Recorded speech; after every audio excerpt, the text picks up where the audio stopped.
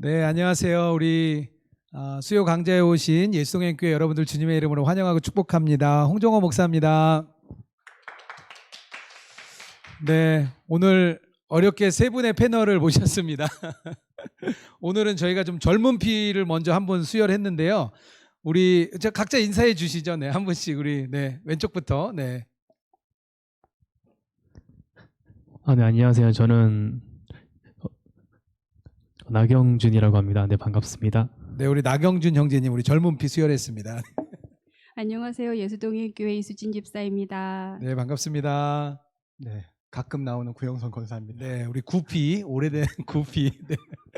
우리 구영선 권사님까지 네, 오늘 세 분 나와주셔서 너무 감사드립니다. 오늘 다른 분들 사실 몇 분 더 오시려고 했는데요. 코로나 문제도 있고 또 나눔반 교회도 있고 해서 우리 최종 세 분이 그래도 함께 해주셨습니다. 너무 감사드리고요. 우리 같이 오늘 질문이 좀 많이 있어요. 그래서 같이 좀 질문 나누면서 진행해 보도록 하겠습니다. 이번 주부터는 예수 그리스도의 지상생애, 그러니까 예수님 시대에 대해서 좀 이렇게 좀 나눠 보려고 합니다. 그래서 한 3주 정도 이렇게 진행을 해보려고 하는데요. 첫 주는 예수님이 태어나기 전, 그때 유대의 배경에 대해서 조금 이렇게 좀 알아보도록 하고요. 두 번째 시간은 예수님, 인간 예수님이 태어나시고 어떻게 사셨을까, 그 부분을 좀 나눠보려고 합니다. 그리고 세 번째 시간에는요, 예수님이 그럼 부활하신 후에는 어떤 일이 이루어지고 예수님이 그 부활한 사건이 도대체 어떤 것인가, 예수님에 대해서 이렇게 조금 알아보는 시간을 저희가 3주 동안 좀 가지려고 합니다. 오늘 본문은요, 요한복음 7장 28절에서 29절인데요. 우리가 좀 같이 한 목소리로 좀 읽어주시면 좋겠습니다. 우리 함께 좀 읽겠습니다. 예수께서 성전에서 가르치시며 외쳐 이르시되 너희가 나를 알고 내가 어디서 온 것도 알거니와 내가 스스로 온 것이 아니니라. 나를 보내신 이는 참되시니 너희는 그를 알지 못하나 나는 아노니 내가 그에게서 났고 그가 나를 보내셨음이라 하시니. 네, 아멘입니다. 요즘 TV 프로그램에 보니까요, 이렇게 외국인들이 한국 이렇게 와서 체험하는 얘기들이 많이 있더라고요. 외국인들이 한국에 와서 여행을 하면서 한국 문화가 이렇게 얼마나 독특한지 이렇게 놀라는 장면들을 제가 여러 번 이렇게 봤습니다. 한 나라를 이렇게 이해하려면 그 나라의 구성원들이 어떤 사람들이 사는지 좀 이해해 보면 좀 쉬울 것 같아요. 최근에 이렇게 90년대생이 온다 이런 책이 있는데요. 그 책이 베스트셀러에 올랐습니다. 왜냐하면 이제껏 우리가 알던 한국 사람들 중에 90년대생이 너무 독특한 거예요. 그래서 그들이 직장 생활을 하면서 사회로 진출하기 시작하니까 야, 얘네들 이상한데 이제 뭐 우리 청년들을 이렇게 보는 거죠. 그래서 그 90년대생들에 대한 그들이 어떤 세대이며 어떤 생각을 갖고 있고 어떤 마인드가 있는지 그것을 이렇게 다룬 이야기입니다. 아마 이렇게 그 세대를 이해하기 위해서 그들은 이제 설명을 한 거죠.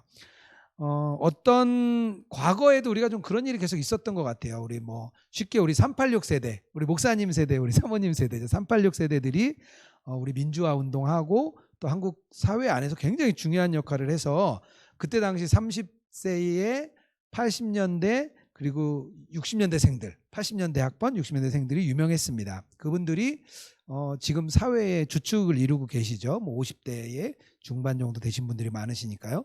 그리고 그 다음에 나온 게 X세대입니다. 저희도 X세대죠. 우리 구영선 간사님 X세대, 저희 X세대입니다. 우리 수진 간사님? 네, X세대. X세대가 70년대생들이 X세대라고 그때 굉장히 뭐 파격적이라 그랬어요. 뭐 서태지와 아이들도 나오고 뭐 그랬습니다. 그리고 80년대생이 이제 밀레니엄 세대라 그래서 좀 특별한 세대였죠. 우리 경준이 현재 밀레니엄 세대인가요? 아니군요. 네네. 아이고 죄송합니다. 90년대생이 온다. 그렇죠? 네네. 그 안에 들어갑니다. 어쨌든 한국 사회를 이렇게 이해하려고 하면요, 세대들을 좀 이렇게 이해를 하면 한국 사회가 조금 이해가 가죠. 특별히 요즘에는 은퇴하신 그 어르신들도 아주 중요한 큰 그룹으로 이렇게 보여지고요. 또 그분들에 대해서 어떻게 우리가 포커스를 맞춰야 되냐, 이것도 우리 사회의 아주 큰 중요 과제 중에 하나입니다. 우리가 성경을 읽다 보면요, 이런 부분들이 저희가 좀 부족한 것 같아요. 우리들은 대부분 믿음이 좋아가지고요. 말씀해 주시면 그냥 그대로 믿고 그대로 이렇게 따르는 게 저희들 세대였고 이제 대부분이 뭐 그러시죠. 그런데 요즘의 성경 해석의 트렌드가요. 문화, 역사, 시대적 배경 이런 것들을 이렇게 두루두루 알아야 그 성경에 대한 본문이 이렇게 쑥 하고 올라오는 그런 이렇게 해석 트렌드가 있습니다. 어떤 한 신약학자 케네스 베일리라는 신약학자는요. 신약을 연구하기 위해서 그 땅에 가요. 팔레스타인 땅에 가서 이스라엘 있는 데서 40년을 삽니다. 그리고 나서 첫 번째 낸 책이 뭐냐면요. 탕자 이야기. 탕자 이야기를 다시 재구성해서 이렇게 딱 보여주는데요. 저는 굉장히 얇은 책인데 그걸 읽고 굉장히 감동했습니다. 그거 말고도 중동의 눈으로 본 예수. 중동의 사람들은 예수님을 어떻게 봤을까? 그리고 중동의 눈으로 본 바울. 그때 당시 사람들은 바울을 어떻게 봤을까? 이런 이야기들이 책으로 이렇게 많이 나왔습니다. 좀 재미가 있고요. 조금 읽기는 어렵지만 시도해 볼 만한 그런 책입니다. 좀 나중에 제가 한번 또 말씀드리도록 하겠습니다. 복음서의 초점은요. 예수님의 사역입니다. 예수님께서 사역을 하셨는데 어디서 했냐면요. 유대민족 안에서 이렇게 사역을 하셨어요. 그러다 보니까 이 신약 성경과 예수님을 잘 이해하려면요. 당시의 그 유대의 배경 상황을 이해하면요. 훨씬 이해하기가 좋을 것 같습니다. 그래서 우리가 시계바늘을 이렇게 좀 돌려서 우리가 그 신약 시대의 1세기 유대인들 속으로 이렇게 쑥 한번 좀 들어가 보려고 합니다. 우리의 생각을 좀 이렇게 바꿔보는 거죠. 예수님이 가르치던 사람들 때 봤던 사람들은요. 바리새인, 의, 엘리야, 선지자 그리고 천국 이런 말을 들을 때 그들만의 언어로 이해를 했습니다. 예수님이요 귀신을 내쫓고 기적을 행하셨을 때도요 그들의 관점으로 예수님을 바라보았습니다. 우리가 그래서 복음서의 사건들은요 유대적인 배경을 잘 이해할 때 우리가 풍성하게 드러날 수 있죠. 그래서 사전 질문을 조금 하고 지나가려고 하는데요. 뭐 그냥 우리가 이렇게 초월적인 예수님, 우리를 구원하신 구원자 예수님에 대해서는 생각을 우리가 많이 하는데 그냥 내가 생각하는 예수님의 모습. 그 당시는 예수님을 어떻게 바라봤을까? 이런 질문입니다. 우리 구영성 권사님은 어떻게 그렇게 생각해 본 적 있으세요? 네, 여쭤보시니까 처음 생각을 해봤습니다. 제가 그 시대 때 사람으로 예수님을 봤다면 그 많은 기적들을 보면서 선지자구나라는 알았을 것 같습니다. 예수님을 네. 선지자다. 그런데 너무 이상적이다, 너무 이상주의자다. 라는 생각을 했을 것 같습니다. 선지자지만 너무 이상주의자다. 네. 우리 경준 형제는 어떠세요?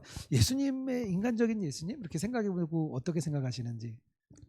저는 만약 그 시대에 만약 예수님을 바라봤다면 처음에는 약간 좀 거부감이 좀 들었을 것 같아요.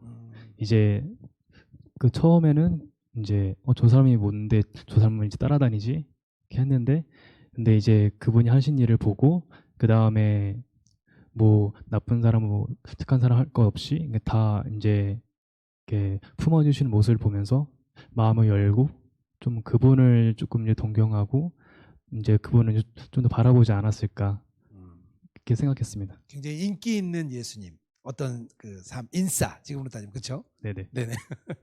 네 반갑습니다. 감사합니다. 한번 이렇게 생각해 보시면 좋을 것 같아요. 그래야 우리가 인간 예수님 어떤 모습이셨을까 우리가 좀 생각해 보면 좋을 것 같고요.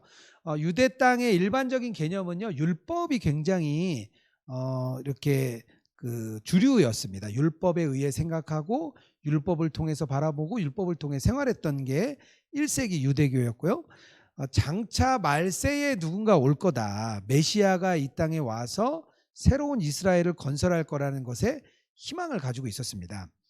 근데 바리새인들은요 메시아가 오면은요 도덕적인 재무장을 이렇게 당길 수 있다 이렇게 생각을 했고요. 그리고 그 열심당원들이 있었어요. 그들은 이 도덕적인 재무장뿐 아니라 세상적인 무기를 이렇게 휘두르게 될 것이다. 세상적인 무기로 그들을 이렇게 통치할 수 있을 거다 이렇게 생각을 했죠. 근데 두 집단 모두 가장 싫어했던 사람이 있는데요. 세리였습니다. 세리. 왜냐하면 압제자 로마를 대표하는 사람으로 생각을 해서요. 다 그룹들마다 세리는 참 싫어했어요. 어쨌든 예수님은 이러한 배경 속에서 왜곡된 율법을 사랑으로 완성되는 율법. 율법을 버리신 건 아닙니다. 왜곡된 율법을 사랑의 율법으로 이렇게 바꾸시려고 했고요. 그것을 보고 사람들은 개혁가라고 많이 생각을 했던 것 같습니다. 근데 예수님이요, 문제가 뭐였냐면요, 이스라엘이 이렇게 국가적으로 회복하는 일에는 동참을 하지 않으셨어요. 그러다 보니까 사람들의 오해를 굉장히 많이 샀습니다. 그리고 또 세리들과 가까이 지냈기 때문에요, 종교적인 그 사람에 대한 의심을 사기에도 충분했습니다.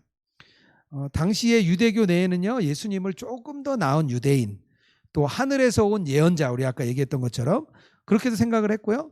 또 반항하는 사람, 반항자, 개혁가 뭐 이렇게도 비춰주기도 했습니다. 먼저 우리 예수님 시대에 무대 배경을 형성하는 다양한 유대 그룹들이 있었습니다.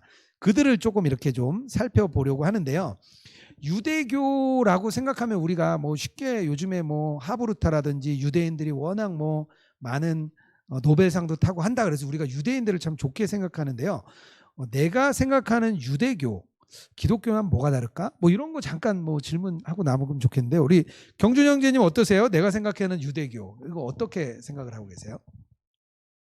제가 생각했던 유대교라는 질문 받았을 때 처음에는 평소에 그런 거를만 생각 안 했었어요. 그다음 한번 생각을 해보니까 유대교는 약간 율법적이고 그리고 이제 교회는 그 기독교는 약간 율법도 있지만 그것을 중요시하지 그보다 더 중요한 게 하나님과의 관계가 더 중요하다는 거를 조금 생각해 해봤어요. 유대교는 어쨌든 율법적이다. 네네. 우리 구영선 권사님은 어떻게 유대교? 네, 유대교는 구약, 기독교는 신약. 네. 간결하군요. 네. 두 약으로. 구약 신약. 네. 감사합니다. 네. 한번 이것도 좀 생각해 보시면 좋을 것 같아요. 내가 기본적으로 생각하는 유대교. 그리고 오늘 끝나는 시간에 다시 한번 유대교에 대해서 한번 나누는 시간 갖도록 하겠습니다. 예수님 당시에 팔레스타인 인구가 한 50만에서 60만 정도 됐다고 그래요. 그리고 예루살렘 인구가 한 10만 정도 됐습니다. 하지만 로마 전역에 흩어진 디아스포라 유대인들을요, 대략 한 300만 정도까지 이렇게 봤습니다. 우리 그 역사가인 요세푸스가 이렇게 이야기를 하고 있습니다. 당시 예수님 시대에 주요 종파가 4개의 종파가 있었는데요. 바리새파, 우리가 많이 들었죠. 지금 얘기하고 있는 바리새파. 또 하나는 사두개파, 성경에 좀 나오는 파들이에요. 에세네파, 요거는 좀 잘 안 나왔던 주로 저희들이 뒤쪽에 얘기하겠지만 세례 요한과 같은 그룹. 그리고 열심당, 이렇게 한 4개 정도가 가장 큰 그룹이었습니다. 그리고 신구약 중간기 한 400년도 정도에 어근에 이렇게 다 생겨났어요. 요세푸스가 바리새인들이 그 당시에 한 6천 명 정도 됐던 것 같다, 이렇게 이야기하고 있고요. 에세네파는 한 4천 명 정도 됐던 걸로 보고 있습니다. 그리고 사두개인과 열심당은 굉장히 작았어요. 인원이 한 수백 명 정도의 인원이었을 거다, 이렇게 이야기합니다. 대부분은요 예루살렘 주변에 몰려 살았고요. 열심당은요 주로 갈릴리 쪽에 살았습니다. 그러니까 예수님이 갈릴리 지역에서 많이 활동을 하시고, 우리 베드로라든지 이런 다 갈릴리 사람들이잖아요. 그러니까 갈릴리 사람들이 주로 열심당이 많다 보니까 그쪽 사람들을 굉장히 다혈질적인 사람들로 이렇게 봤어요. 아마 예수님도 그렇게 보지 않았을까, 이렇게 생각이 됩니다. 첫 번째 바리새인을 좀 먼저 살펴보겠습니다.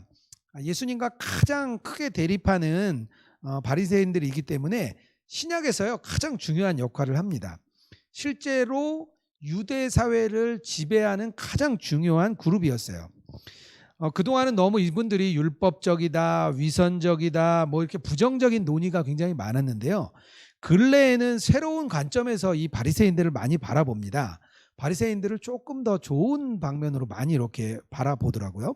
그래서 그런 연구들이 요즘 많이 되고 있습니다. 역사가인 요세푸스는요, 바리새인이 율법과 구전전승을 지키는 데 있어서는 굉장히 까다로운 사람이다. 하지만 그 가운데는요 예언자도 있었고 굉장히 훌륭한 존경받는 지도자들이 많았다고 말을 합니다. 또 전체적으로 온순한 태도와 인도주의적인 태도를 있었기 때문에요 대부분 사람들이 존경을 많이 받았어요. 그리고 그들은요 절대 정치적으로 타협하지 않았습니다. 로마인들과 정치적으로 타협하지 않았기 때문에 오히려 더 존경을 받았던 거죠. 그들의 최고 관심은요 삶의 방식이었습니다. 유대인으로서 어떻게 살고 어떻게 존재하는가, 이게 그들에게 가장 중요한 문제였어요. 그리고 그러다 보니까 도시에서는요, 대체적으로 그들의 대중적인 지지를 얻었습니다. 왜냐하면요, 그들이 전통을 해석했는데요, 이게 굉장히 실용적이었습니다. 해야 된다, 하지 말아야 된다, 이게 굉장히 명확했어요. 그러니까 그분들에게는 오히려 이렇게 좀 그게 편했다 그래요. 그냥 해야 될 거, 하지 말아야 될 게 정확하다 보니까 오히려 대중적인 인기를 얻었습니다. 대부분 그러다 보니까 바리새인들의 전통을 존중하고 그것을 행동의 지침으로 이렇게 살았습니다.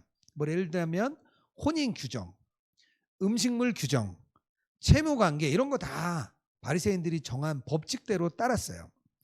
혹시 바리새인을 좋아하지 않고 그들의 규칙을 동의하지 않더라도요, 대부분은 그들을 따랐습니다. 왜냐하면 다수가 그들을 지지하고 다수가 그것을 따르기 때문에 갈등이 일어나는 걸 원치 않았기 때문입니다. 그래서 율법 문제에 있어서는 하여튼 바리새인을 따랐어요. 반대 세력이 별로 없었습니다. 반대는 하고 있지만 갈등이 일어나는 걸 원치 않았기 때문에요, 바리새인들을 그대로 따랐습니다. 근데 이렇게 돌아보면 우리 문화, 사회에도 그런 게 좀 많은 것 같아요. 원치 않지만 갈등이 일어나는 걸 더 원치 않는 거죠. 내가 그걸 따르지 않는데도 불구하고 갈등이 생기는 게 싫으니까 따라가는 경우가 우리가 좀 많은 것 같아요. 그렇지 않습니까? 네, 그렇다고. 네. 우리 구영선 권사님 뭐 그런 저 있으세요? 네. 네, 저는 중고등학교 때가 생각나는 것 같습니다. 학창 시절 할 때 그 중고등부 예배를 드릴 때면 의례적으로 행사가 노방전도를 많이 했습니다. 노방전도를. 네, 큰 길에 나가서 음. 기타 치고 찬양하고. 저는 그때 당시에는 그게 너무 창피하고 싫었습니다. 그런데 그 주류를 이루는 그 인원들이 나가자고 하니까, 주류에서 떨어지지 않으려고. 그렇죠. 네. 믿음 없는 사람이 되지 않기 위해서 따라 나갔던, 뒤에서 숨어있던 기억이 납니다. 네. 네, 옛 기억을 잘 끄집어 올리셨네요. 네. 우리 경준 형들은 어때요? 우리 청년들은 어떻습니까? 청년들 사이에 뭐 이런 거 많지 않아요? 원치 않는데 분위기 때문에 어쩔 수 없이 이렇게 따라가는 거. 지금 생각해 보니까 청년 때는 그런 일들이 많이 좀 없었는데, 근데 한번 생각해 보니까 제가 어렸을 때 교회에서 어떤 거를 외우면은 어떤 물질적으로 보상을 받는 게 있었어요. 달란트 같은 거 주고 뭐 이런 거. 네네. 이제 문화상품권이랑 뭐 이런 거를 한 게 있는데, 저는 뭔가 그때는 이제 시켜가지고 했는데, 뭔가 그거를 외우는 게 뭔가 당연히 외워야 되는 거지만, 근데 뭔가 물질적으로 제가 그거를 이제 보고, 그다음에 그걸 외우지 않았을 때에는 뭐 선생님한테 뭐가 한 소리 듣는다거나 뭐 그런 것이 조금 저는 원치 싫었던 않았지만, 거지. 예, 선생님과의 갈등을 원치 않아서. 네. 네네. 알겠습니다. 네, 감사합니다. 우리가 그런 일들이 많은 것 같아요. 혹시 이렇게 한번 또 그것도 생각해 보시면 좋을 것 같습니다. 사실 바리새인들이요, 예수님을 아무 이유 없이 비난했던 것은 아닙니다. 자신들이 보기에 예수님이요, 신성모독의 선을 넘었다, 이렇게 생각을 했습니다. 요즘에 뭐 이렇게 선을 넘는 게 뭐 유행이죠. 이렇게 뭐 선을 넘는 개그다 뭐 이런 게 많이 나오는데, 어쨌든 그들이 보기에는 선을 넘었던 거예요. 그리고 그런 갈등 상황, 그러니까 사람들과 예수님과의 갈등 상황에서 뭔가 그들은 행동을 취해야 된다, 이렇게 생각을 했습니다. 사실 율법에 대한 신실함, 또 부활에 대한 믿음, 이런 걸 보면은요, 바리새인들은요, 예수님과 가장 가까운 생각을 가졌던 부류입니다. 단 예수님이 하나님의 아들이라는 것을 믿지 못했기 때문에 최고의 부류에서 최악의 부류가 된 것입니다. 바리새인에 대해서 이 정도 정리하면 좀 좋을 것 같고요. 두 번째는 죄인입니다. 죄인. 복음서에는 이스라엘의 죄인이라고 구별되는 독특한 그룹들이 있어요. 제가 여기다가 실어놨는데요. 누가복음 6장 32절인데요. 제가 한번 좀 읽어볼게요. 32절입니다. 너희가 만일 너희를 사랑하는 자만 사랑하면 칭찬받을 것이 무엇이냐? 죄인들도 사랑하는 자를 사랑하느니라. 죄인이라고 나오죠. 33절입니다. 너희가 만일 선대하는 자만을 선대하면 칭찬받을 것이 무엇이냐? 죄인들도 그렇게 하느니라. 이렇게 얘기합니다. 죄인이 계속해서 나오고 있어요. 예수님은요, 자신이 죄인들을 부르러 왔다. 그리고 자기는 죄인들의 친구다. 그러면서 죄인들과 식사를 했습니다. 그리고 나는 의인을 부르러 온 게 아니라 죄인을 부르러 왔다. 이렇게 얘기를 합니다. 율법을 제대로 지키지 않거나 도덕적으로 순결하지 못한 사람들을 죄인이라고 하거나요, 또는 죄인과 같은 수준, 이렇게 보았습니다. 그래서 당시 유대교에서 죄인이라는 개념은요 굉장히 넓었어요. 지금처럼 뭐 저희가 생각하는 아유 다 죄인이지 뭐 이 정도까지는 아니지만 하여튼 대부분 죄인으로 많이 했습니다. 바리새인들이 정한 규율, 율법의 토라와 또 장로의 유전을 포함해서 이런 것들을 다 포함해서 지키지 않는 사람들, 그런 사람들은요 이렇게 죄인이라고 비난을 받았고요. 그들의 가장 큰 문제는, 죄인은요 공동체에서 아예 추방을 당했습니다. 그러니까 공동체에 속하지 않은 사람이야, 너희는 우리랑 공동체가 아니야, 마치 우리 선한 예수동행교회가 당신들 우리 교인이 아니야, 이렇게 말하는 거나 마찬가지죠. 그런데 예수님께서는요 그들을 가난한 자들이라고 표현하면서요 그들에 대해서 굉장히 긍정적으로 얘기를 했습니다. 그리고 또 예수님은요 그들과 함께, 추방된 자들과 함께 식사도 하고 만나고 교제하면서요 공동체에서 추방된 사람으로 보지 않은 거예요. 마치 그들을 공동체에 속한 사람들처럼 죄인들을 대했습니다. 그렇기 때문에 그 문제 때문에 예수님과의 갈등이 굉장히 폭발했습니다. 그러다 보니까 바리새인들과의 갈등이 시작됐고요. 나중에는 일반 대중들까지 예수님과의 갈등이 커지게 됐습니다. 그래서 나중에 십자가까지 가는 거죠. 결국 죄인이라는 이 단어는요 굉장히 넓은 단어, 이스라엘의 하나님을 섬기기 원하는 사람들과 이렇게 어긋난 사람들을 총칭하는 거예요. 뭐 세리도 될 수 있고요, 간음한 여인도 그 중에 하나가 되겠죠. 요즘으로 따진다면 아마 좀 극단적인 표현일 수 있겠지만 동성애자 내지는 이단에 간 분들, 이단에 빠진 분들, 이런 분들을 아마 지금 보면 죄인이라고 부를 수 있을 것 같습니다. 최근에 EBS에서 성소수자에 대한 이야기들이 나왔어요. 동성애자들 뭐 그런 이야기들이 나왔습니다. 근데 기독교인인 박미선 씨가 거기에 출연을 했는데요, 그들에 대해서 약간 그들을 나 그래도 이해한다 이런 발언을 했다가요 기독교인들에게 엄청난 거센 항의를 받았다 그래요. 개인적으로 막 메일도 받고 뭐 댓글도 받고 박미선 씨가 굉장히 어려웠었다고 이렇게 나중에 이야기를 합니다. 그만큼 우리 사회가 우리가 지금 생각하는 죄인이라고 생각하는 그룹에 대해서 우리도 굉장히 배타적입니다. 근데 그때 당시는요 더 했다는 거죠. 이 부분에서 질문을 조금 나누고 가면 좋을 것 같아요. 요즘 죄인으로 생각되는 사람에 대한 나의 생각, 뭐 제가 극단적인 예를 뭐 들긴 했는데, 죄인으로 생각되는 사람에 대한 나의 생각은 어떤지, 우리 이수진 집사님은 어떠세요? 이렇게 죄인에 대한 나의 생각. 하나님을 따르지 않고 진리를 벗어난 행동을 하고 있는 사람을 굳이 범주로 따지자면 죄인의 그룹이나 죄인의 범주에 속한다고 생각하는 거는 동의를 하는데요. 그들이 근데 그들을 정죄한다거나 하는 건 아니고 진리를 모르는 상태다. 그러므로 나의 역할은, 예수님을 믿는 나의 역할은 뭔가를 생각하게 되고, 진리를 아는 내가 하나님의 말씀에 서지 않을 땐 나도 똑같지 않을까, 그런 생각도 있어요. 네, 우리 죄인에 대한 아주 관대한 우리 이수진 집사님이셨는데 우리 구영선 권사님은 어떠세요? 네.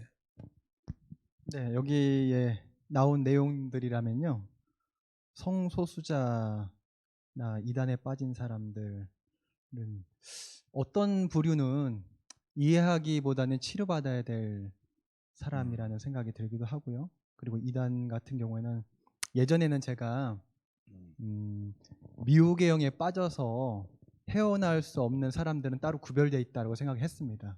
부끄럽지만 그런 생각을 했는데요. 요즘에 신천지 사태를 보면서 많이 느끼는 게, 믿음에 대한 갈망과 배움에 대한 갈급함이 저렇게 심한데 방향을 잘못 잡으면 나도 저렇게 언제라도 빠질 수 있겠다. 방향을 잘 잡아야 되겠다는 생각을 많이 하게 됐습니다. 네, 그렇습니다. 우리 경주 형제님은 어떠세요? 죄인에 대한 생각. 네.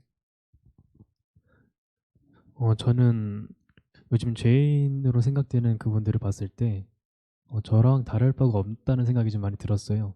그래서 이제 하나님이 보시기에도 그들과 저 같이 있는 죄들은 뭐 이게 뭐 크고 작고가 아니라 하나님 보시기에는 이제 똑같고, 근데 이제 어떻게 그거를 이제 받아들이고 이제 회개를 하느냐. 근데 그분들은 이제 회개를 이제 안 하시지만 그래서 뭔가 그들을 위해서 계속해서 기도를 해주는 게 제가 할 일인 것 같아요. 그래서 그들을 정죄하기보다도 먼저 그들을 품고, 또 제가 소중한 사람들이 그거에 빠질 수도 있으니까, 그래서 이제 더 소중한 마음을 가지고 좀 그들을 위해서 좀 기도를 해야겠다는 마음이 좀 들었어요.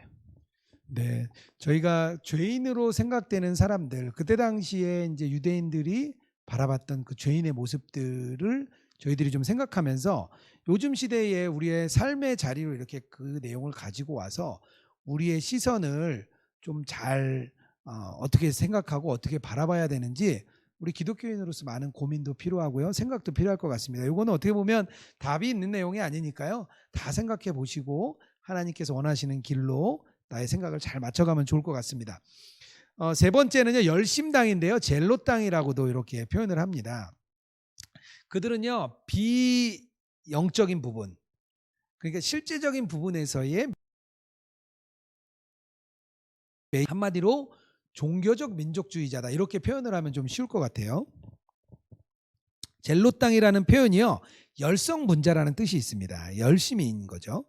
예수님의 제자 중 한 명인 열심당원 시몬이라고 있었습니다.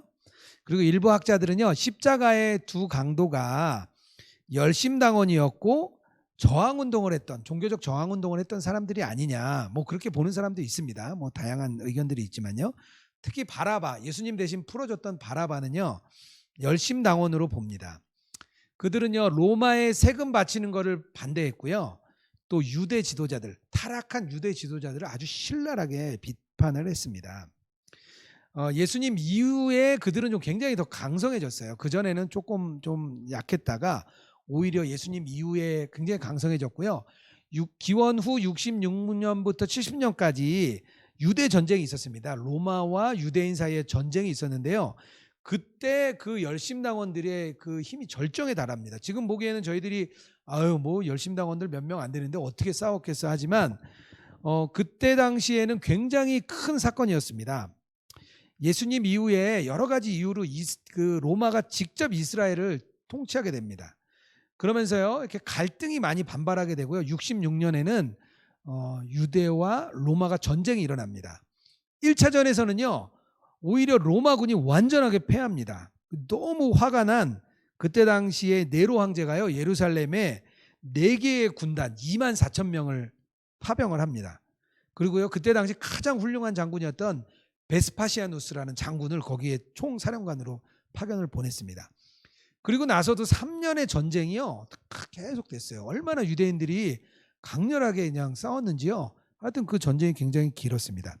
하지만 결국 70년에 예루살렘이 정복을 당합니다. 그만큼 아주 큰 싸움이었죠. 근데 그때 주도했던 분들이 이 열심당이었습니다. 기독교인들이 사회운동에 대해서 어떻게 해야 되냐, 이런 문제들이 지금도 많이 좀 대두되고 있습니다. 우리는 과연 기도의 자리에서 기도를 하는 자들이어야 되는가? 정말 이 열심당처럼 정말 우리가 나가서 몸으로 좀 싸워야 되는 것 아닌가?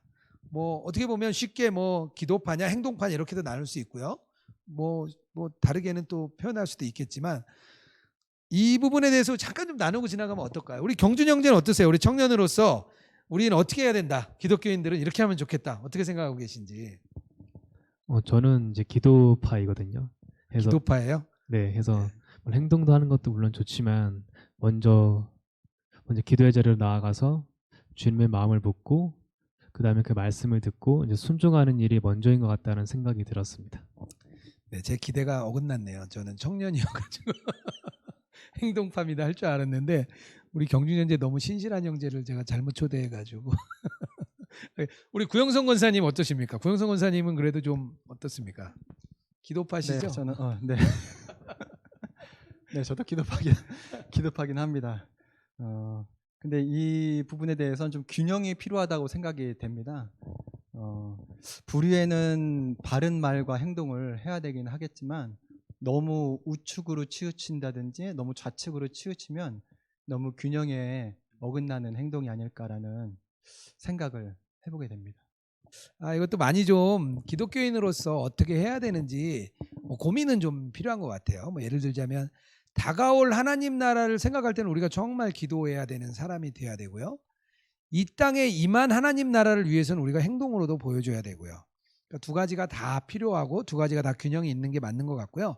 어떻게 하고 상황마다 어떻게 움직여야 될지는 또 우리의 숙제인 것 같습니다. 사람마다 주님과 함께 또 관계 속에서 어떻게 결정을 내려야 될지 열심당을 보면서 저희들이 한번 이런 것도 좀 생각해 보면 좋을 것 같습니다. 네 번째는요, 되게 중요한 그룹이에요. 세리입니다. 세리. 왜냐하면요, 세리가 굉장히 성경에서 많이 나와요. 세리들은요, 지배 세력을 대신해서 이렇게 세금을 징수했던 사람들입니다. 세리들은요, 굉장히 부유했어요. 왜냐하면요, 그들이 할당된 세금을 먼저 냈습니다. 이들은요, 그 로마 제국에다가 먼저 세금을 냈어요. 혹은 지방 그 관료들에게 받은 경우에는요, 지방 관료들에게 세금을 냈습니다.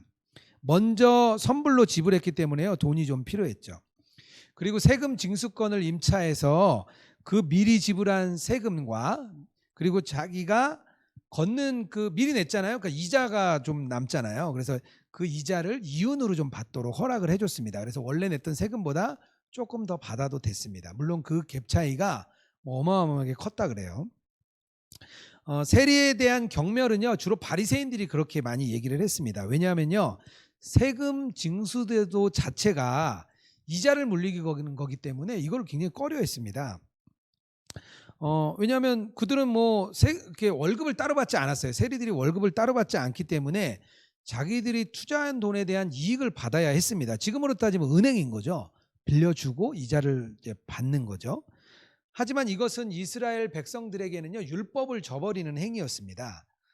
제가 넣어놓긴 했는데요. 신명기 23장 19절인데요. 한번 같이 좀 한번 읽어봐 주시면 좋을 것 같아요. 신명기 23장 19절 함께 읽겠습니다.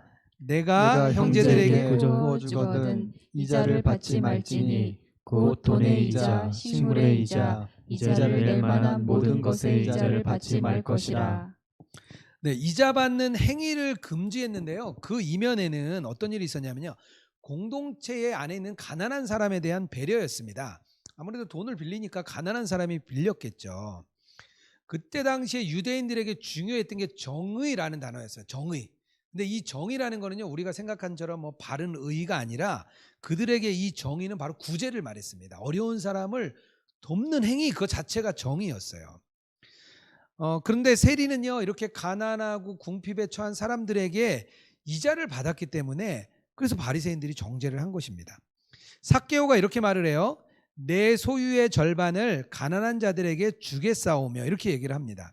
이 말은요, 그냥 삭개오가 내가 굉장히 이타적으로 내 가난한 사람에게 나눠줄게 이런 말이 아니고요, 자신의 잘못, 어려운 사람들, 가난한 사람들에게 이자를 더 많이 걷었던 그런 행위를 자기가 바로잡겠다는 뜻입니다.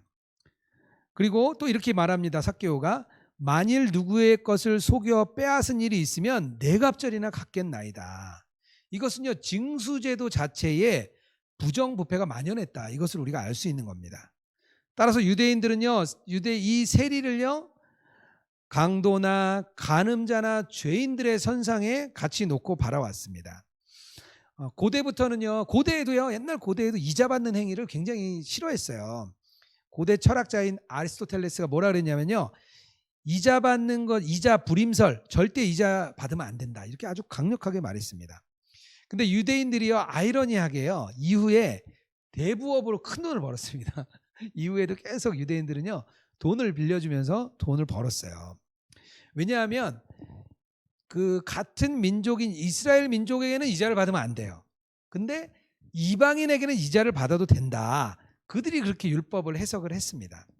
그래서 그때 1세기 이탈리아 항구에 환전을 해주는 사람들이 이렇게 있었어요. 항구에 이렇게 배가 들락날락할 때 이렇게 책상에 앉아서 이렇게 환전을 해주는 사람이 있었는데 이분들이 이자도 받았습니다.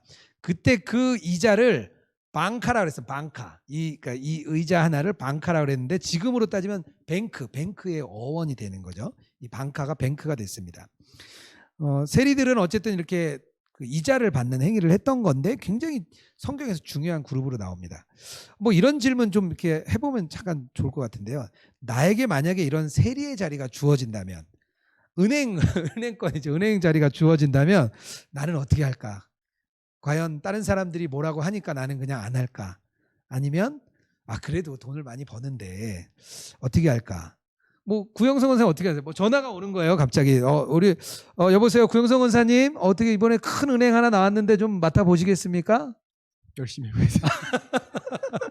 네, 열심히 해보시겠다고. 네. 네, 뭐 이순인 간사님 어떻게 생각하세요? 네. 네, 저도 할 것 같아요. 해가지고 것 같아요. 네. 이자율을 확 깎아가지고 네네. 이자를 안 받지는 않고 받기는 받아서 좋은 일을 할 것 같아요. 적게 받아서 네. 좋은 일 하겠다. 네. 적게 받았는데 좋은 일 할 수 있을까요? 월급 나오기도 힘들 텐데. 그러면 조금 더 좀 다들 우리 경준 형제 어떠세요? 전화가 와요. 예? 어떻게 우리 세리 자리 하나 났는데 우리 경준 형제 한번 해보겠어요? 그럼 어떻게 하겠습니까?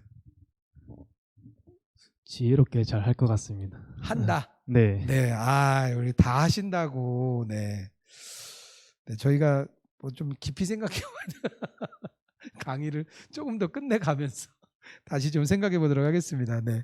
이제 재밌게 좀 질문 한번 넣어봤어요. 그냥 그때 당시에 세리들 어떻게 보면 돈 때문에 그런 모멸과 멸시를 받는데도 불구하고 돈으로 해결을 한 거죠. 돈으로 해결을 했던 사람들입니다. 어떻게 보면 굉장히 우리가 안타까워할 수 있는 사람인데요.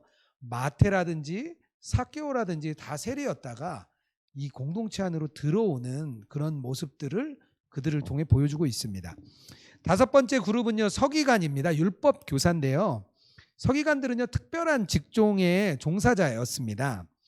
대개 뭐 바리새파에도 속하고요, 사두개파에도 속했습니다. 그들은 장로들과 함께 장로 대제사장들과 함께 이렇게 사내들인 공의회의 한 명이었습니다. 신약에서 서기관들을요, 보통 고급 관리로 이렇게 부르는데요. 이스라엘의 그 토라 율법의 전문가였습니다. 옛날에도 왕족 지도층에 속했고요. 에스라도 모세의 율법에 능한 자다 이렇게 나오는데요. 스가랴에 보면 그렇게 나옵니다. 아마 에스라도 율법 교사였다 이렇게 보게 됩니다. 어쨌든 이스라엘은요, 경제라든지 사회 모든 영역에서 모세의 율법이 자리를 잡고 있었어요. 그렇기 때문에 이 서기관들, 율법 교사들이요, 그 중에서 변호사라든지 법조인이라든지 공증이라든지 그런 역할들을 했습니다. 그래서 뭐 그들도 굉장히 존경받는 직업 중에 하나였습니다. 그리고 또 소수의 집단들이 있는데요, 뭐 이렇게 많지는 않았습니다. 첫 번째 헤롯 땅 있었어요. 그들은 뭐 헤롯 왕조를 지지하는 그런 사람들이었고요. 사두개파 이들도 뭐 많이 나오지는 않습니다. 뭐 어쨌든 부활의 가르침, 천사에 대한 믿음 이런 거 없었어요. 당연히 그러니까 뭐가 중요하죠? 현재가 중요한 거예요. 현재가 중요하니까요. 누가 좋아했냐면 부자들이 좋아했습니다. 현재 삶을 중요시하니까 부자들은 대부분 이 사두개파를 따랐습니다. 복음서에서 이렇게 뭐 눈에 띄는 존재는 아닌데요. 어쨌든 두세 번 정도 이렇게 제사장과 함께 이렇게 행동하는 거지. 이게 한 두 번 정도 사도행전 4장과 5장 이렇게 나오고 있습니다. 그 다음은 에세네파인데요. 성경의 에세네파는 뭐 잘 안 나오죠. 하지만 세례 요한과 같은 그룹들이 이제 이쪽 공동체 출신이었다. 그리고 세례 요한의 제자들이 나중에 예수님의 제자들이 되기 때문에요. 그들도 대부분 에세네파로 봅니다. 나중에 1945년인가요? 그때 40년도에 쿰란 성경이 이렇게 발견되면서 다시 에세네파가 최근에 그런 주목을 받기 시작했어요. 그런데 이들은 어떻게 보면 수도사들 같이 이렇게 떨어져서 생활을 하다 보니까 이 유대교 자체에는 큰 영향력을 주지 못했습니다. 그저 그냥 본인들만 좀 거룩하게 그렇게 살았던 거죠. 그리고 뭐 장로와 제사장들이 있는데요. 그들은 뭐 그냥 최고의 사법기관을 결정하는 그런 사람들이었습니다. 뭐 영적인 새로운 방향보다는요, 요즘의 그런 상태를 이렇게 유지하는 그런 사람들이었어요. 하지만 그때 당시에는 사회, 경제에 굉장한 지도력을 갖고 있었습니다. 그때 제사장들과 이제 장로들이 이제 그랬죠. 여러 분파가 있는데 중요한 분파가 아까 말씀드린 대로 바리새파, 사두개파, 열심당, 에세네파 이렇게 뭐 4개 계파 정도가 가장 중요한 파인 것 같아요. 뭐 이렇게 질문을 하나 제가 좀 넣어봤는데요. 나는 어떤 성향인가? 나는 좀 어떤 파에 속하나 이렇게 한번 좀 생각해 보는 것도 좋을 것 같은데요. 그러면서 이제 그 파가 어떤 건지 이제 생각해 보는 거죠. 우리 이수진 집사님은 어떤 파에 좀 본인 나는 이런 파에 좀 속한다. 내 성향은. 네. 온순하고 인도적이며 존경을 받고 율법을 바리새파. 지키는데 바리새파. 네, 바리새파. 네, 좋은 거는 다 이렇게 가진. 네, 우리 경준 형제는 어떻습니까? 저는 SNF파 SNF파. 것 같다는 생각이 들었어요. 이제 뭔가 저는 뭐 혼자 막 그런 거 신앙생활을 하고 있더라고요. 저 혼자. 그래서 혼자 있는 거 좋아하고. 혼자 있건 좋아하고 말씀 보고 그냥 기도하고 그다음에 그런 거를 좋아하다 보니까 들으면서 이제 SNF파가 생각이 났어요. 우리 구영선 권사님은 또 SNF인가요? 열심당원이 아, 열심당원. 아니 왜 열심당원이십니까? 열심히 할 것 같아요. 알겠습니다. 한번 나의 성향도 한번 생각해 보면서 내가 그때 예수님 당시에 유대교에 있었다면 나는 어느 바에 속했을까? 이것도 한번 생각해 보면 그때 시대를 좀 잘 이해할 수 있는 좋은 방법인 것 같습니다. 유대인들의 종교성에 대해서 또 조금 더 알아보려고 합니다. 바벨론 포로기 이후에 유대인들은 그 팔레스타인 땅에서 이방인들과 함께 어울려서 살았습니다.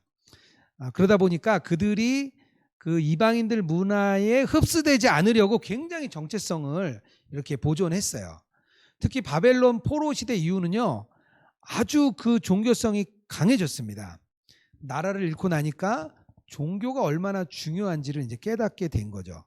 그들은요, 성경을 소유했고요, 예루살렘이라는 성전, 그것을 본인들의 삶의 중심으로 생각을 했습니다.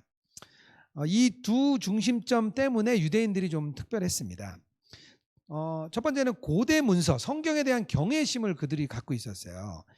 이스라엘 사회에서는요, 실제로 그 모세의 율법, 조상들의 간습 이런 거에 전문가들이 굉장히 존경을 받았습니다. 그러다 보니까 바리새파들이 많이 존경을 받은 거죠.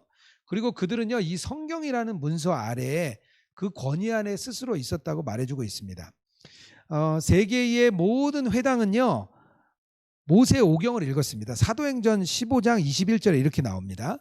이는 예로부터 각 성에서 모세를 전하는 자가 있어 안식일마다 회당에서 그 글을 읽음이더라.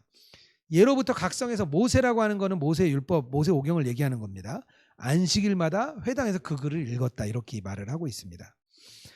신약 시대는요, 그 유대인들이 모여 있는 곳이면 어디나 회당이 있었습니다. 그래서 예수님은요, 전도할 때 어디를 가냐면요, 회당에 갔어요. 가면 유대인들이 있으니까요. 나중에 바울이 디아스포라 유대인을 만날 때 어디를 갔냐면요, 역시 회당에 갔습니다. 그래서 회당에 가서 그들에게 전도를 했죠. 왜냐하면 회당은요, 모이고 축제하는 그들의 장소였고요, 또 율법서 그리고 선지서, 이 성경을 담은 두루마기를 이렇게 보관하는 장소였어요. 그래서 성경을 보려면요, 회당에 가야지 보였습니다. 이 회당은요, 원래는 이제 성전 중심에서 바벨론 시대에 예루살렘에서 이제 바벨론으로 포로돼 갔죠. 그리고 성전은 파괴됐습니다. 그러다 보니까 성전 중심에서 이제 회당 중심으로 모이게 된 계기가 됐습니다. 그때부터 서기관들, 율법사들이 그때부터 이제 생기기 시작했습니다. 그리고 그 후에는요, 이후에 로마에 이제 나중에 다시 이제 성전이 이제 건축이 되죠.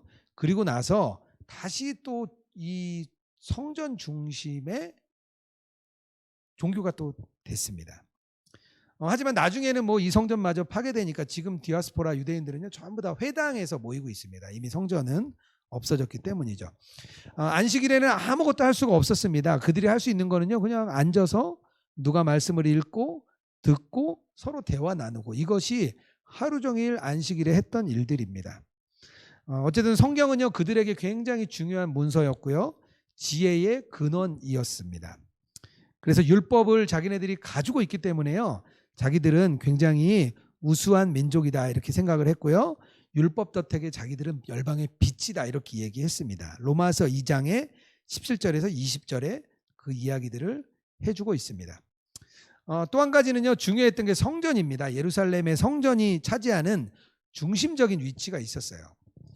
뭐 시내산 이후에는 계속해서 예수님의 성전이 있었죠. 물론 언약궤를 뺏기기도 하고 왕정 시대에 성전이 파괴되는 일도 있었습니다. 하지만 바벨론의 유수에서 돌아와서 다시 성전을 짓고 그 다음부터는 굉장히 성전 중심의 생활을 했습니다.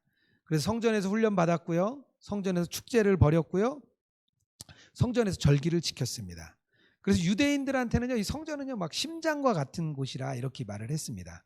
그래서요 그때 당시에 성전에 들어가는 입구 이렇게 정문에 그 외국어로 이렇게 여러 말이 써 있었는데 뭐라고 써 있었냐면요, 이곳에 들어가는 모든 비유대인들은 즉시 죽게 될 것이다, 이렇게 경고문이 써 있었어요. 들어오지 말라는 거죠.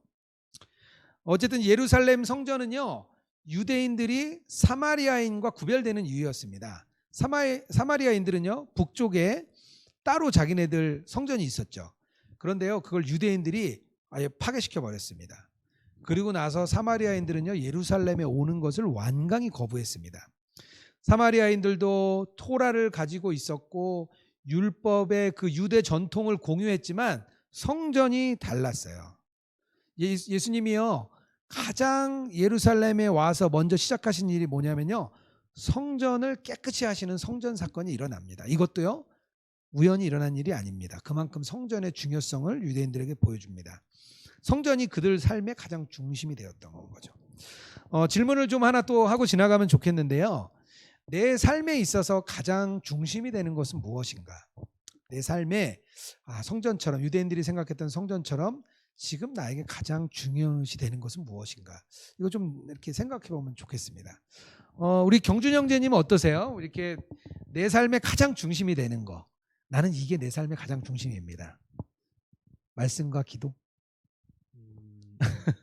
말씀과 기도도 물론 중요하지만 그 동행이라고 생각을 했었어요. 그래서 이제 말씀과 기도를 물론 중요하지만 그 말씀과 기도를 내가 살면서 어떻게 순종하면서 살아가는가에 대해서 그것이 이제 주님과 동행하는 것이 아닌가라는 생각이 들었습니다.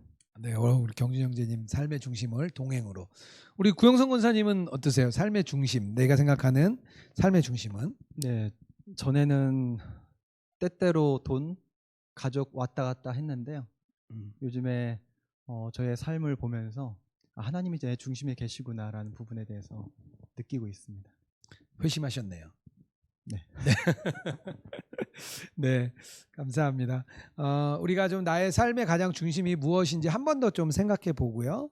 또 그 고백을 우리가 하나님께 좀 올려드리는 시간도 가지시면 좋을 것 같습니다. 특히 유대인들의 그 미래에 대한 희망이 있었어요. 우리가 뭐 여러 번 설교에서도 나누기도 했는데, 이들은 참 진리를 가지고 하나님께 나아갈 수 있는 권리를 가진 사람들이다. 그래서 이렇게 미래에 대한 기대감이 있었습니다. 요세푸스도요 이렇게 말을 했어요. 하나님의 율법을 따라 사는 삶은 물질적인 보상이 뒤따르는 일이 아니다. 그때 당시 사람들도 생각을 했습니다. 이것은 율법에 의하면 우리가 눈에 보이는 삶이 아니다. 때로는요 자신의 목숨을 또 걸어야 되기도 했습니다. 하지만 그들에게는요 하나님이 더 나은 미래를 우리에게 줄 것이다, 이렇게 생각을 했어요. 그리고 마지막 날 심판 때에 의인들은 부활할 것이고 새로운 시대에 대한 어느 정도의 보편적인 기대가 있었습니다. 근데 문제는요 그게 현실적이었다는 것입니다. 그러다 보니까 누가 구세주로 올지 알지 못했어요. 그 구세주를 계속 기다렸는데요 구세주가 누군지 모르는 거예요. 심지어는 성경의 구약을 보니까 고통받는 종이 있고 영광을 받는 종이 있다 보니까 그러면 구세주가 2명인가? 이렇게도 생각을 했습니다. 하지만 다윗 가문에 누군가가 와서 우리를 해방시킬 것이다, 이런 기대감이 계속해서 있었습니다. 동방박사가 예루살렘을 찾아옵니다. 예수님께서 태어나실 때 그 태어날 장소를 헤롯 왕에게 가서 묻죠. 그때부터 이 유대 백성이 들끓기 시작했습니다. 그리고 예수님의 사역이 시작되고요. 그러고 나서 예수님이 어떤 분이, 당신은 도대체 누구냐, 이런 질문을 예수님께 많이 했습니다. 그리고 예수님께서 오병이어라는 기적을 일으키자 그들은 정말 예수님이 이 세상에 오실 임금이고 왕이 될 수 있겠다. 왜냐하면 우리에게 직접적인 물질을 허락해 주는 분이었기 때문에 그런 기대를 가졌습니다. 그런데 이 예수님이요 세리들과 어울리고 죄인들과 어울리고 메시아로서 가져야 될 율법의 그 삶을 갖지 않았던 거예요. 계속 죄인들하고만 어울리는 것을 보면서 이 사람들이 분노하기 시작합니다. 게다가 예수님께서 반로마적인 세상적인 의미의 국가를 이렇게 건설할 줄 알았는데요. 하늘에 이르는 길은, 하나님 나라에 이르는 길은 고난의 길이다. 자꾸 이렇게 얘기를 하시는 거예요. 그러니까 유대인들이 그걸 이해하지 못했습니다. 그러고 나니까 예수님을 결국에는 이분이 메시아가 아니라 오히려 하나님을 신성모독하는 자로 예수님을 바라봤고요. 그렇게 예수님을 십자가에 못 박게 됐습니다. 예수님 시대의 그 시대상과 무대 배경들, 그때 있었던 종파들, 상황들, 유대인들의 종교성들, 이런 걸 좀 저희가 좀 살펴봤습니다. 뭐 짧은 시간이라 뭐 너무 많은 이야기를 다 나눌 수는 없을 것 같아서 제가 좀 줄였는데요. 어쨌든 신약 성경을 조금 이해할 때 이런 부분들이 조금 더 이해에 대한 확장이 될 수 있을 거라 생각합니다. 저희가 마지막 질문인데요. 유대인들에 대한 나의 생각, 우리가 아까 처음에도 나눴지만 유대인들에 대한 나의 생각 좀 어떻게 좀 생각되시는지 우리 구영선 권사님부터 좀 얘기해 주시면 좋겠습니다. 네, 언젠가 돌아올 큰아들. 돌아올 큰아들. 네. 큰아들. 네. 우리 수진 간사님. 네. 네, 하나님에 대한 열심이 있는 사람들. 열심은 있는 사람들. 네. 네. 안타깝지만 열심히 있는 분들. 네. 우리 경주 형제님 어떻습니까? 저는 유대인들에 대한 나의 생각은 현재 진행 중이다라는 생각입니다. 아직도 진행 중이다. 네네. 그 유대인들의 다양한 신학적 의견이 있습니다. 그래서 유대인들이 다시 복음이 전파되는 그때가 마지막 때라고 말하는 건 누구나 동일하고요. 그 이스라엘이 복음화가 되는 때가 언제냐, 뭐 그거에 대한 다양한 의견들이 있는데요.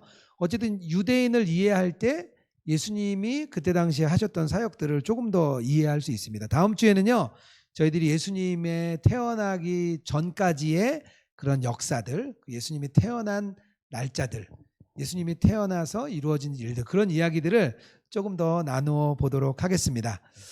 제가 기도하고 이 시간 마치도록 하겠습니다. 함께 기도하겠습니다. 사랑이 많으신 하나님, 참 감사를 드립니다. 우리가 예수님이 이 땅에 오시기 전에 그 시대에 대한 여러 가지 배경과 상황을 우리가 살펴보았습니다.